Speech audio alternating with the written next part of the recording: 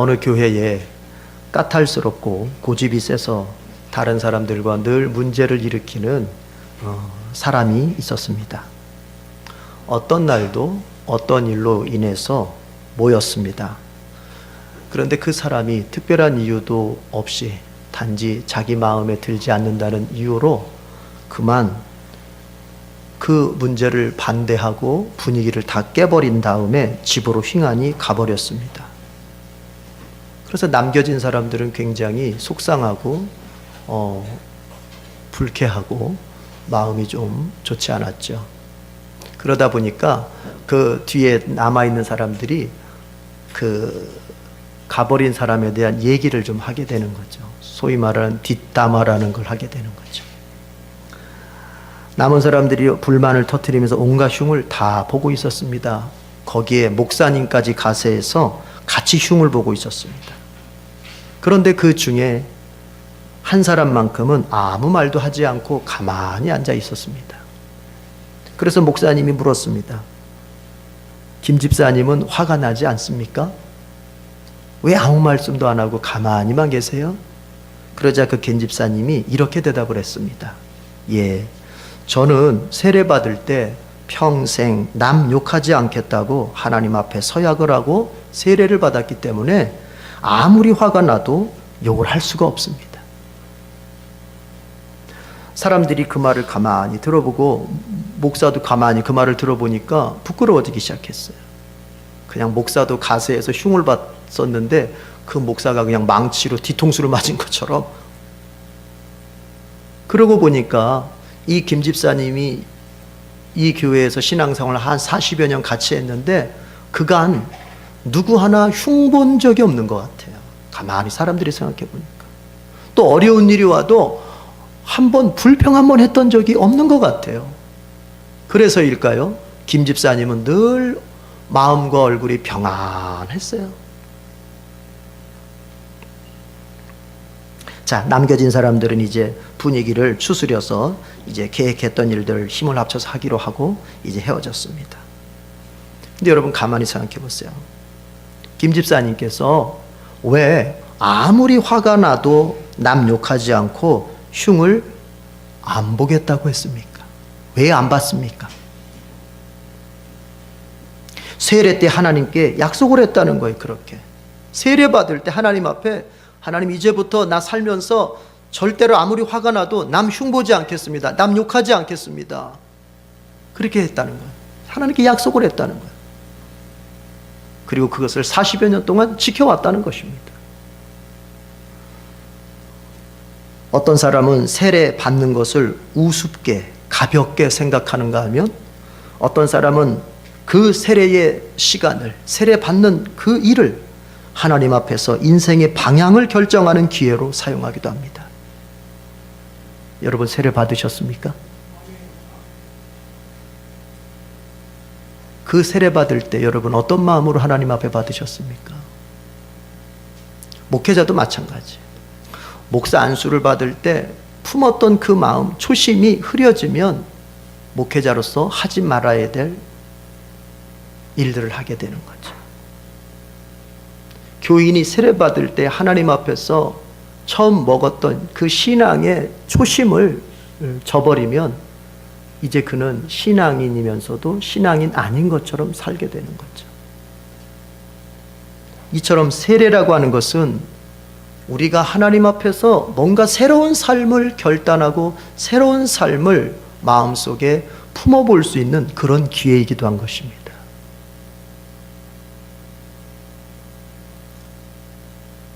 우리가 세례를 받았으면 세례받은 사람으로서 하나님 앞에서 어떠한 삶을 결심해 봐야 될까?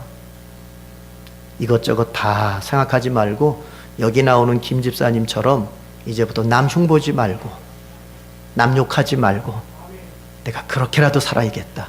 그거 하나 결심하고 살아도 잘하시는 거예요. 오늘 본문은 예수님께서 세례 요한에게 세례를 받으시는 장면입니다. 오늘 우리가 교회 절기상으로 주연절 후 첫 번째 주일인데 동시에 주님의 수세주일이에요. 주님이 세례받는 주일. 그것을 절기상으로 지키는 날이에요. 그래서 오늘 본문이 예수님의 세례, 수세 장면, 세례 요한에게 세례를 받으시는 장면이에요. 이때 나이가 예수님 나이 30세쯤 됐죠. 예수님께서 나이 30세가 되어서 세례 요한에게 가서 세례를 받으셨어요. 그리고 세례를 받고 물에서 나오는데 하늘이 열리고 성령이 비둘기 형체로 예수님 머리 위에 임하고 하늘에서는 음성이 들려요. 너는 내 사랑하는 아들이다. 내가 너를 기뻐하노라. 오늘 이것이 오늘 본문의 내용인데, 교회는 2000년 동안 항상 궁금해했어요. 뭘 궁금했냐면은 왜 예수님께서 세례 요한에게 세례를 받으러 가셨는가, 이게 궁금했어요. 그래서 교회 사상가들 내지는 교회 신학자들은 이 문제의 해답을 찾기 위해서 애써왔어요. 요한의 세례는 회개의 세례거든요. 죄를 하나님 앞에 고백하는 회개의 세례인데, 여러분, 우리의 믿음의 핵심 중에 하나가 뭡니까? 예수님은 죄가 없으신 분이에요. 죄가 없으신 예수님이 왜 세례 요한에게 가서 세례를 받으셨을까? 이게 궁금했던 거예요. 초대교회에서는 소박한 해석들이 있습니다. 왜 예수님께서 세례 요한에게 세례를 받으셨는가? 그 중에 하나가 뭐냐면 어머니 마리아의 소원 때문이었다, 이렇게 해석하는 사람들도 있어요. 그러니까 예수님의 어머니 마리아의 소원이 뭐냐면, 당시에 아주 하나님의 사람으로서 각광을 받고 유대 지경에 큰 어떤 하나님의 영적인 영향력을 미쳤던 세례 요한에게 가서 예수님이 세례받는 것을 그 어머니 마리아가 참 바라고 있었기 때문에 예수님께서 효도 차원에서, 뭐 차원에서? 효도 차원에서 가서 세례를 받았다는 거예요. 뭐 배제할 수는 없겠죠. 주님은 워낙 효자셨기 때문에. 그러나 효도 차원에서, 효도하는 마음으로만 세례를 받으셨다고 보기는 어렵고요. 더 큰 의미가 있을 것 같습니다. 그것이 무엇인지 오늘 우리가 잘 좀 생각을 좀 해볼 필요가 있어요. 여러분, 모든 인간의 생애 속에는요, 어떤 결정적인 장면이 있어요. 즉, 인생의 전환점을 이루는 계기적인 사건이 다 있어요. 예를 들어서 낙심했던 사람이 이제 이렇게 살면 안 되겠다. 내가 삶을 더 이상 이렇게 낙심하면서 인생을 낭비할 수 없다. 의욕을 가지고 이제 살게 됐을 때 그 낙심에서 의욕으로 바뀌게 되는, 전환되는 어떤 계기적 사건이 있을 수 있어요. 가족으로부터 따뜻한 격려를 받았다든지, 아니면 어떤 자기 자신이 정말 비참한 것을 경험하면서 더 이상 이렇게만 살 수 없다, 이렇게 할 수도 있죠. 어떤 계기적 사건이 분명히 있을 수 있어요. 방황하던 사람이 방황을 그치고 제대로 된 삶을 살려고 할 때도 그냥 안 되죠. 거기에는 어떤 전환적인 사건이 반드시 있게 돼요. 인생은 그런 거예요. 잠을 자고 있다가도 번쩍 눈이 떠지면서 목사님 설교를 잘 들어야겠다 하는 순간도 있죠. 어떻게 하다가 꼬박 고개가 떨어지다가 놀래가지고, 스스로가 놀래가지고, 전환점이죠. 오늘 이 예배가 여러분들에게 삶의 전환을 이루는 바로 그 사건이기를 바랍니다. 그런데 이 점은 예수님에게도 마찬가지였단 말이에요.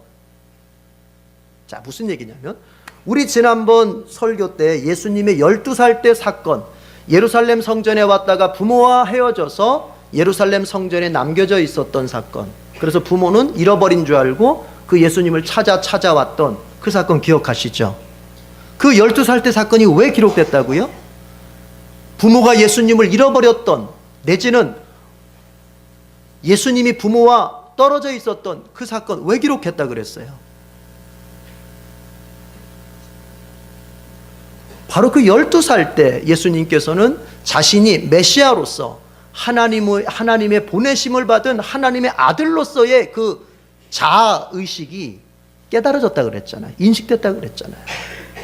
그래서 이제 그 부모에게 했던 말이, 어머니, 내가 내 아버지 집에 있어야 할 줄을 모르셨습니까? 하나님을 자기의 아버지라 칭하며 그 하나님과 자신의 관계가 어떤 관계인지를 딱 드러내셨잖아요.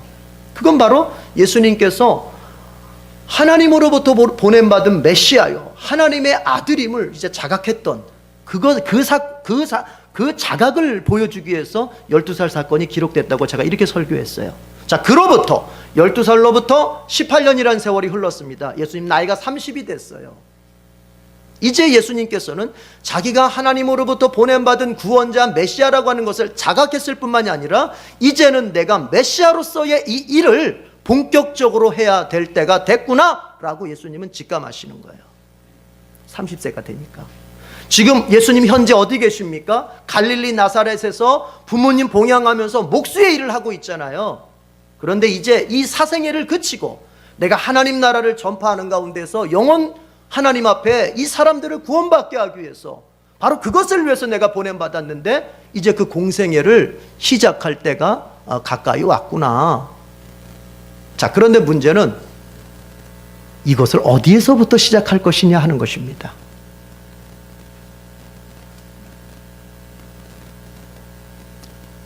항상 그렇잖아요. 우리가 어떤 일을 해도, 어떤 일을 마음에 딱 비전을 품어도, 어떤 꿈을 꿔도 항상 우리의 그 마음, 그 비전의 첫 번째 단추는 뭐예요? 그럼 이것을 어디에서부터, 어느 현실에서부터 시작할 거냐? 이건 또 다른 문제 아닙니까?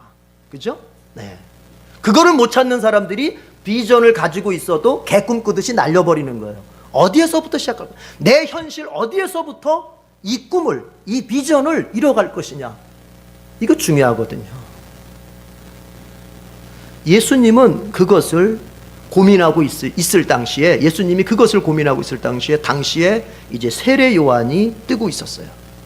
세례 요한이 나타나서 사람들에게 하나님의 말씀을 전파하면서 세례를 베풀고 있었어요. 그것은 한마디로 말하면 뭐냐면 이제까지 없었던 400년 동안, 말라기 선지자 이후로 400년 동안 유대 땅에 없었던 하나님께 돌아가기 운동이 일어난 거예요. 400년 동안 하나님을 떠나 살았던 그 유대 민족이 이제 세례 요한의 그 말씀 선포와 회개의 세례를 베풀므로 해서 이스라엘 백성들이 하나님께 돌아가자라고 하는 그 하나님께 돌아가기 운동이 일어난 거란 말이에요. 예수님은 바로 내가 거기서부터 시작을 해야 되겠구나. 그래서 예수님이 세례 요한에게 가서 이제 세례를 받으시게 됩니다. 자, 그렇다고 해서 예수님이 죄가 있어서 세례 요한에게 죄를 회개하며 세례를 받는 것이 아니라 무슨 얘기냐면, 거기서부터 시작한다고 하는 건 뭐냐면, 그게 무슨 운동이라고요? 하나님께 돌아가기 운동이에요. 즉 하나님께, 사람들이 하나님께 돌아가는 그 운동과 자신의 공생애를 일치시켜야겠다고 하는 예수님의 마음의 결단이 있는 거예요. 더 나아가서는 내가 사람들을 하나님께로 돌아가게 만드는 그 일을 이제부터 시작한다, 이것을 공식적으로 표명하는 거예요. 여러분들도 마음에 뭔가를 결심하면 어떻죠? 가족들 모아놓고 자, 이제부터 나 금연한다, 금주한다 막 이러면서 하잖아요. 아니면 올해 우리 가정 이렇게 간다 하고 여러분이 그 가정에 2016년도 어떤 그 가야 할 방향을 딱 표명을 하잖아요. 공식적으로. 그렇죠? 마음속에 품고 있을 때와 그것을 가족들 앞에서 공식적으로 딱 표명을, 공포를 할 때는 다르잖아요. 2016년도 여러분 가정들 가정 예배 드리면서 모여서 야, 올해 우리 가정 어떻게 산다, 이거 좀 하셨어요? 하셨죠? 하셔야 됩니다. 그거 안 하면 작년하고 똑같이 삽니다. 부부끼리 서로 얼굴 붉히고 부부끼리 서로 딴 생각하고 그렇게 됩니다. 가정 예배 드리면서 올해 우리 가정 2016년도 나는 가장으로서 이렇게 노릇할 테니 다른 가족들, 너희 자녀들은 이렇게 같이 했으면 좋겠다. 그래서 올해 우리 한 해 더 나아지는 그런 가정이 되자. 뭐 이런 게 있어야 될 거 아니에요. 아니 지금 여러분 그런 것도 있어요 목사님? 막 이런 눈으로 지금 보시는데 원래 그렇게 하잖아요. 같이 떡국도 먹어가면서. 좋아요. 바로 그렇게 공식적으로 뭔가를 드러내고 표명하는 게 필요하단 말이에요, 인생에서는. 그러니까 예수님도 이제 공생애를 시작하는데 내가 지금부터는 하나님의 나라의 일, 구원의 일을 이제 본격적으로 시작한다. 이걸 갖다가 세례 요한의 세례를 받으면서 출발하시는 거예요. 그러니까 바꿔 말하면 같은 세례를 하더라도 예수님이 받으셨던 세례의 의미와 죄인들이 받았던 세례의 의미는 다르다는 거예요. 죄인들이 받았던 세례의 의미는 정말 죄를 고백하고 하나님 앞에 죄를 용서받기 위해서 회개하는 세례였다면, 예수님의 세례는 이제부터 내가 하나님 나라의 일을 본격적으로 시작한다는 출발의 신호였단 말이에요. 출발의 신호.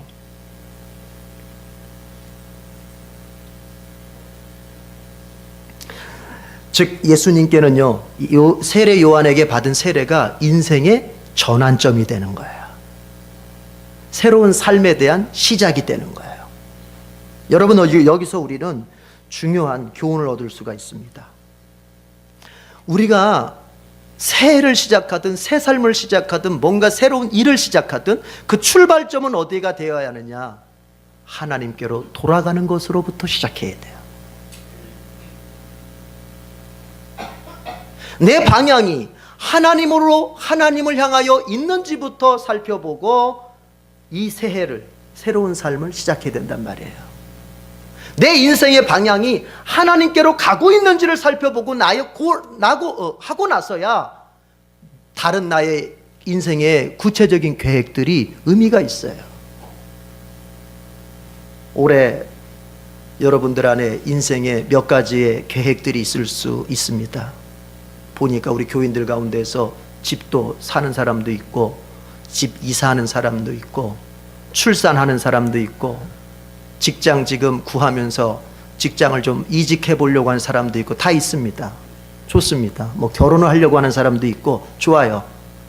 그런 모든 계획들이 우선이 아니고, 내가 지금 내 인생이 하나님을 향하여 가고 있는지부터 살펴보는 게 첫 단추란 말이에요.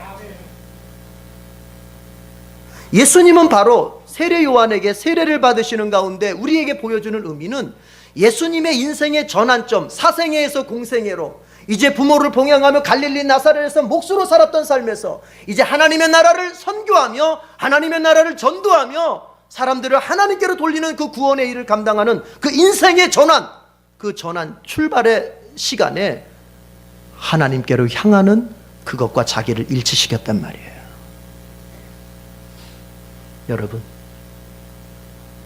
여러분은 여러분의 인생의 출발점을 어디로 삼고 있습니까? 회사에서 월급이 조금 오래 올랐습니까? 그래서 살만하다? 우리는 흔히 사회적 여건을 말하는데, 정치계나 기업계나 이런 사회적 여건이 올해도 어렵다 이렇게 평가되고 있어요. 이미 여러분, 그 소식을 들었을 때 믿지 않는 사람들은 낙심하는 마음이 먼저 앞서서 올해도 허탕이겠구나 이렇게 생각할 수 있지만, 그리스도인들은 달라요. 그리스도인들은 다르다고요. 왜냐? 출발점이 사회적 환경이 아니라 무엇이라고요? 영적인 환경이에요. 즉 내가 하나님을 향하여 가고 있는가, 거기서 출발하기 때문에 그래요. 그래서 만약에 이 사회적인 환경이, 정치판도 참 너무 혼란스럽고 기업계도 너무 혼란스러운 이 상황이지만은 그 사람이 하나님을 향하여 가는 출발선에서 인생을 2016년도를 출발한다면 하나님의 도우심의 역사가 반드시 있습니다. 그것부터 살펴보세요. 1월 한 달은 계속 그걸 살펴보는 거예요. 정신없이 막 나돌아다니지 말고, 정신없이 산만하게 이렇게 지내시지 말고, 말씀을 읽으면서 기도하면서 내가 정말 하나님을 향하여 인생을 살아가고 있는 것인가 살펴봐야 돼요. 예수님이 사생애에서 공생애로 새로운 출발을 하실 때, 전환하실 때 그 시작이 어디였어요? 세례 요한 앞에 겸손히 세례받으면서 하나님을 향하는 그 운동에 함께함으로써 시작하셨단 말이에요. 네. 여러분이 그렇게 시작할 때 하나님께서 여러분을 도우시고 하나님이 여러분에게 복 주실 줄로 믿습니다. 자, 그런데 바로 그거예요. 예수님이 그렇게 세례 요한에게 세례를 받고 이제 기도하신 다음에 물에서 올라올 때 어떤 일이 벌어졌어요? 21절 22절 같이 읽어볼까요? 21절 22절 본문 같이 읽어보겠습니다. 시작. 백성이 다 세례를 받을새 예수도 세례를 받으시고 기도하실 때에 하늘이 열리며 성령이 비둘기 같은 형체로 그의 위에 강림하시더니 하늘로부터 소리가 나기를 너는 내 사랑하는 아들이라 내가 너를 기뻐하노라 하시니라. 자, 정리해 봅시다. 예수님께서 세례요한에게 세례 받으신 목적이 뭐였다고요? 인생의 전환점을 시작하시겠다고 하는 뜻이었단 말이에요. 그렇죠? 하나님을 향하는 그 대열 속에서 인생의 전환점을 한번 시작해 보겠다, 새로운 출발을 해보겠다, 이런 뜻이라 그랬어요. 그래서 예수님이 겸손하게 세례요한에게 세례를 받고 나오시는데 세 가지의 신비의 역사가 일어났어요. 하늘이 열렸어요. 그리고 성령이 비둘기 같은 형체로 예수님 위에 강림하셨어요. 그리고 하늘로부터 음성이 들렸어요. 너는 내 사랑하는 아들이라 내가 너를 기뻐하노라 하시니라. 자, 여러분, 이 각각 하나하나에도 의미가 있겠지만 저는 이 시간 그거 각각의 하나하나의 의미를 살펴보는 것보다 더 중요한 것이 뭐냐면 이 세 가지는 하늘이 열리고 성령이 임하고 하늘의 음성이 들렸다고 하는 이 세 가지는 딱 한 가지를 더 초점해서 이야기한다고 봐요. 그것은 뭐냐? 하나님의 인정과 하나님의 격려예요. 새롭게 출발하고자 하는 예수에게 하나님이 인정해 주심, 너의 출발을 내가 인정한다, 승인한다, 너의 출발을 내가 공식적으로 승인해준다, 출발해! 이것이요, 또한 힘내! 내가 너와 함께 있다. 그 인정과 격려가 바로 이 말씀 속에, 이 신비 속에 있는 거예요. 2016년도를 출발하는 우리에게 필요한 것은 뭘까요? 바로 하나님의 인정과 하나님의 격려입니다. 이사야 43장 1절에서 2절 그리고 4절에서 5절의 말씀을 제가 현대인의 성경으로 한번 읽어볼 테니 여러분 한번 들어보십시오. 이스라엘아, 너를 창조하신 여호와께서 말씀하신다. 너는 두려워하지 말아라. 내가 너를 구원하였고 내가 너를 지명하여 불렀으니 너는 내 것이다. 내가 깊은 물을 지나갈 때 내가 너와 함께 할 것이니 강을 건널 때에 물이 너를 침몰시키지 못할 것이다. 내가 불 가운데로 지날 때에도 타지 않을 것이며 불꽃이 너를 소멸하지도 못할 것이다. 내가 너를 소중하고 귀한 존재로 여겨 너를 사랑하고 있으니 내가 다른 민족을 희생시켜서라도 내 생명을 구하겠다. 너는 두려워하지 말아라. 내가 너와 함께한다. 사랑하는 성도 여러분, 이스라엘 백성들이 바벨론에서 포로 생활을 하고 있습니다. 이제 그들은 포로 생활에서 해방이 돼서 다시금 자기의 고향으로 와야 되는, 새로운 인생을 살아야 되는 그 시기에 서 있습니다. 즉 이스라엘 백성들에게도 하나의 삶이 전환되는 시점에 지금 서 있는 거예요. 그때 하나님이 해주시는 말씀이에요.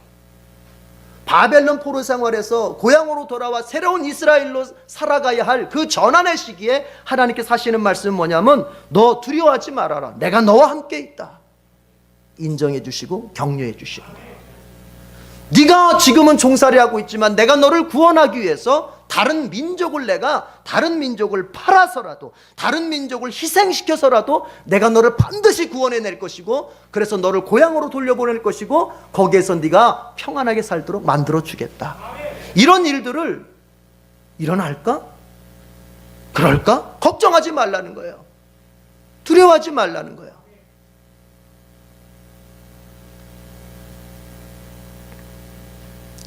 하나님의 말씀이 너를 창조하신 여호와께서 말씀하신다. 이렇게 시작을 했어요. 이스라엘아, 너를 창조하신 여호와께서 말씀하신다.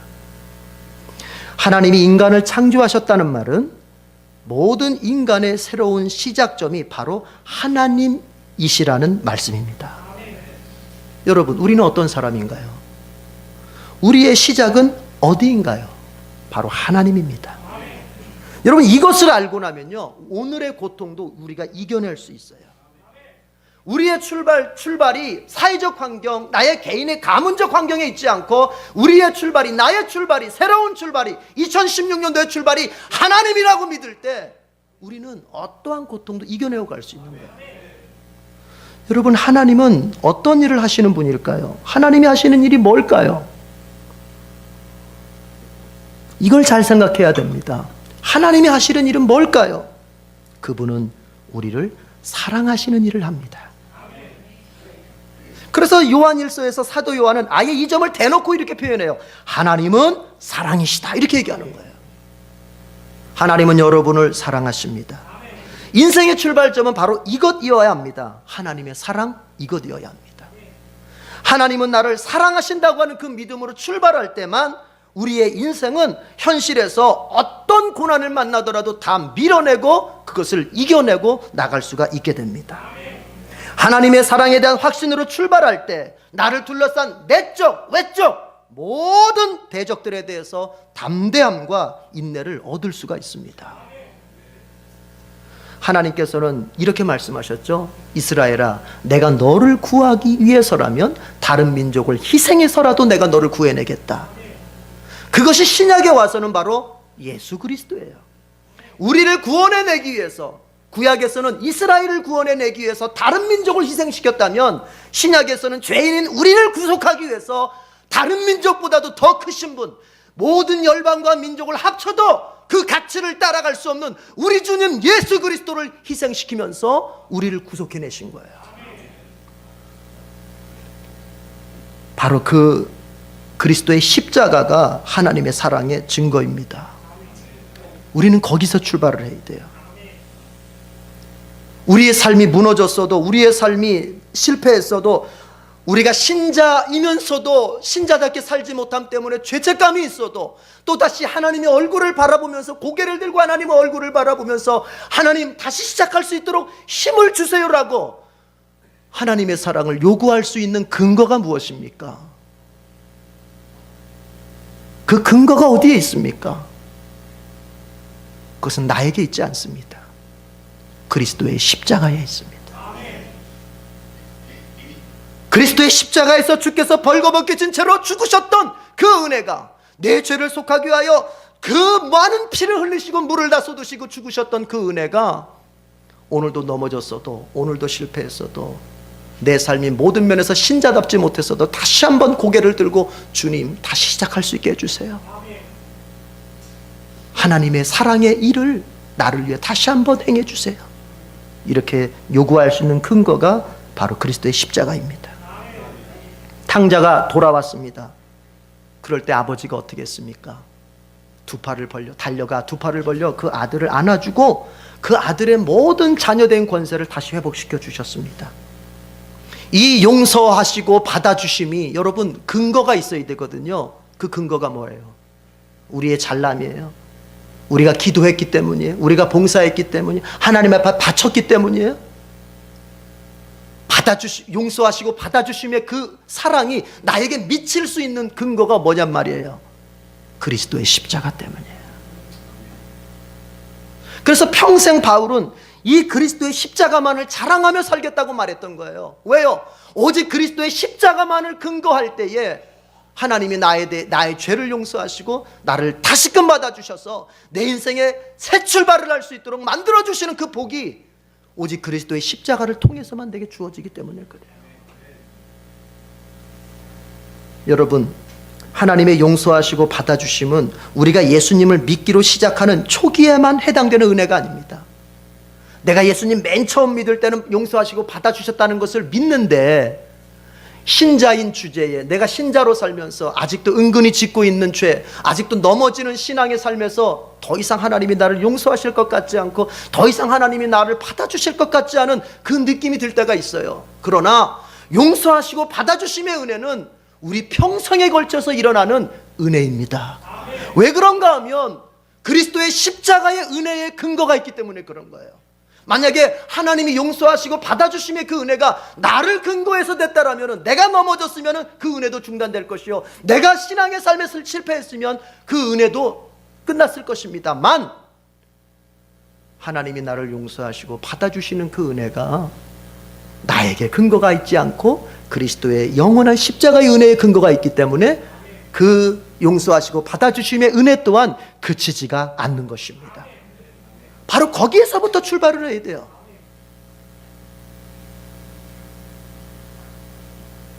우리 신자들이 인생을 살아가는 힘의 원천은 하나님의 사랑의 확신입니다. 그런데 우리가 하나님의 사랑을 확신해도 되는 근거는 어디 있다고요? 그리스도의 십자가에 있는 거예요. 그래서 신자는 아무리 어려고, 아니 어려울수록, 힘들수록, 낙담될수록 그리스도의 십자가를 바라보면서 매달리는 거예요. 안타까울 때가 있어요. 문제가 없을 때는 주님 앞에 기도도 하고 뭔가 주님 앞에 나아가는 것 같은데, 정작 자기 인생에 큰 문제가 들이닥치고 정작 자기 인생에 넘어질 수밖에 없는 그런 대적을 만나서 실패했을 때는 십자가를 바라보지 않아요. 왜 거꾸로 가십니까? 왜 거꾸로 가십니까? 정말 십자가를 바라보고 하나님의 사랑을 붙잡아야 할 그때는 두 눈을 감아버리고 어디론가 숨어버리고 어디론가 도망을 가버리고, 왜 거꾸로 갑니까?